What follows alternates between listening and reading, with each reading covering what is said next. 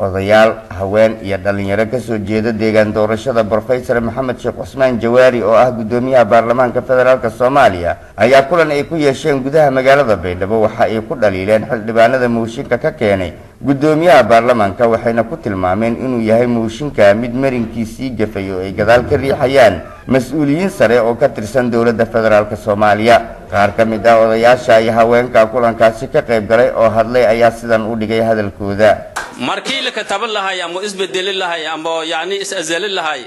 inta korlan ra'iisul wasaar baarlamaanka dawladda usul haysada kasama madwiine la usul saktabiya jira la kaasayba walka tarwaaytana lanku hoolis haysada sharishay haysada in isbedel artaan jidmaga jidkaasa ka diidagna wala yaan walniiso odma ma inta fadina taageeray Maxamed Sheekh Cusmaan Jawaari inta fadina adiin bay yaaba lanko ra'iisul wasaaru lillahi meelele kafiriyay dawladda ra'iisul wasaaran hay ani usakan nagada lan gudoomiye baarlamaanka sharika saadi intuu shabagan dabo lagu hal buriyo usar liyaawadi wal yaabiyo amurta may gaaru korne ra'iisul wasaar ilaahay makadaran adii lan ko nooga mushka keen jiroba amurti ilaahay makadaran Soomaali burbur badan ah marti dhibaato badan ah marti wal badan ah aragni waana ka rafaadni wal badan hadda ka faa'iidni wayba ka faa'iidnay may imahatiri digil iyo marafla Maxamed Sheekh Cusmaan Jawaari nin cadaalad ka teeganyo nin garsoore aw nin ilmi yaqaan aw Soomaali dhan raxan qofko ilama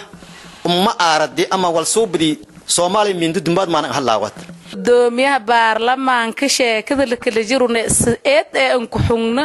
horumarasiin ku sugaani ma guriga kale intii adag shalay gaanta ka dhisteedna burburiyada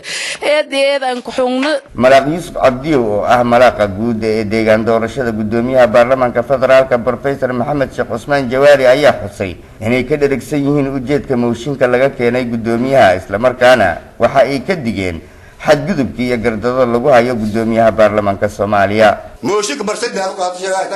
ترى بتوصل فشل بي حتى اللي جاك هزارتين أربعة كم اسمع بدل موشل كاهي